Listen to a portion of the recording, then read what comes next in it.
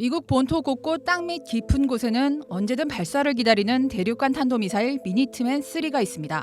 미니트맨에는 히로시마 원자폭탄보다 20배나 센 핵탄두를 탑재할 수 있는데 대도시 하나를 거뜬히 쓸어버릴 수 있는 핵폭탄을 싣고 미니트맨은 지구 반대편 적진까지 최고 마하 23의 속도로 날아가 내리꽂을 수 있습니다. 이런 극강의 핵미사일을 쏘아 올리는 데는 몇 분이면 충분합니다.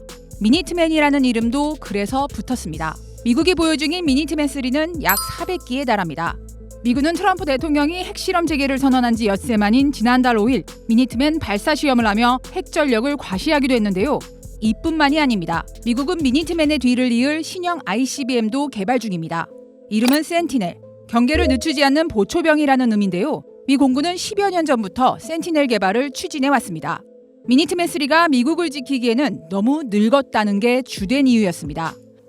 How old is the design for the Minuteman III missile system?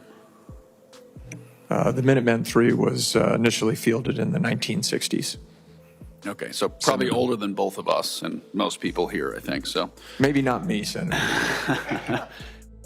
미니트맨 3는 50년 넘게 운용 중인데 업그레이드를 거치긴 했지만 땅 및 구리선 통신에 의존하면서 6년 전까지도 플로피 디스크로 구동했을 정도로 오래된 전략 무기입니다. 게다가 날로 업그레이드되는 중국과 러시아의 핵전력을 고려하면 미국 핵전력 삼각축의 한 축인 ICBM을 이대로 둘 수 없다는 위기감도 컸습니다.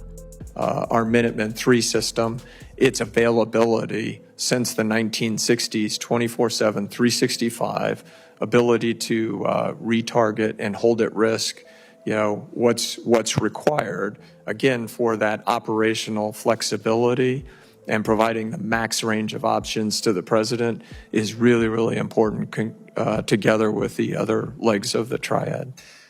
미국은 땅과 하늘, 바다를 잇는 핵전력 삼각체제를 구축해왔는데 1차 공격으로 한 축이 파괴되더라도 2차 보복을 할 수 있는 능력을 확보하는 것이 목표입니다. 중러와 핵 경쟁 속에 이런 능력을 유지하려면 핵무기 투발 수단을 계속 업그레이드해야 하는데 미국이 개발해온 차세대 핵무기 체제로는 해상에는 핵탄두 탑재 SLBM 트라이던트2로 무장한 컬럼비아급 핵추진 잠수함, 공중에는 장거리 핵순항 미사일을 탑재할 스텔스 폭격기 B-21 레이더가 있습니다.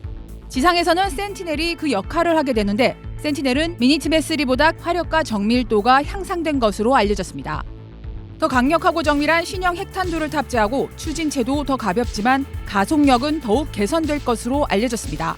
올해 여름 추진 시스템의 핵심인 2단계 고체 로켓 모터 인증 실험을 통과했고 첫 시험 비행은 이르면 내년 이뤄질 예정입니다.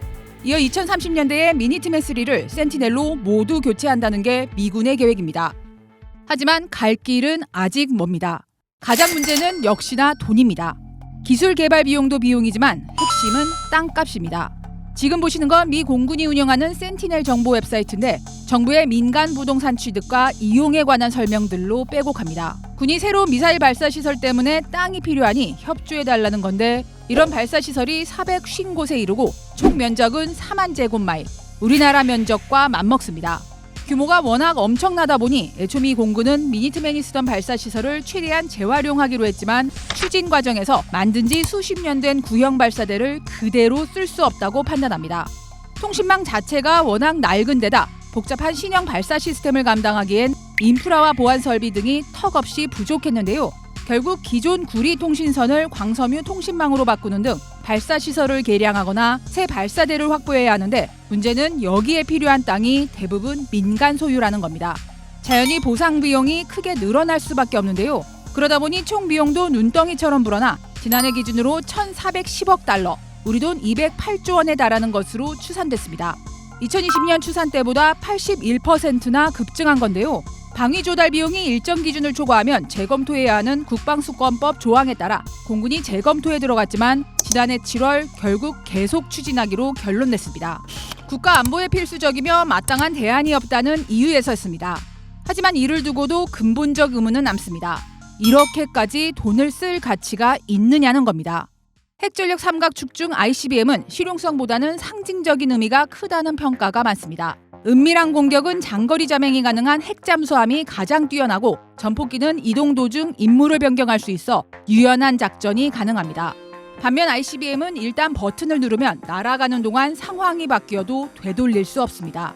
이런 특징으로 인해 냉전 시대부터 가장 효과적인 핵 억지 수단으로 인정받아 왔는데요. 또한 본토 5개 주에 걸쳐 총 450개에 이르는 ICBM 발사대가 적의 공격을 교란하는 효과도 있습니다. 하지만 거꾸로 수백 개의 고정 표적이 되기도 해 적의 미사일을 빨아들이는 스펀지가 될 수 있다는 우려가 끊이지 않았습니다. 게다가 중국과 러시아가 이동식 발사대도 함께 쓰는 반면 미국은 수십 년 전 땅 밑에 파놓은 고정식 발사 시설만 쓴다는 점도 문제로 지적됩니다. 미국 의회에서도 이런 문제가 꾸준히 제기됐지만 미 공군은 이달 3일 공개한 영상에서 센티넬을 게임 체인저라고 부르며 의지를 굽히지 않고 있습니다. 내년 예산도 추가로 확보하는 데 성공했는데요. 결국 중러와 주도권 경쟁에서 밀릴 수 없다는 절박함이 크게 작용한 것으로 분석됩니다.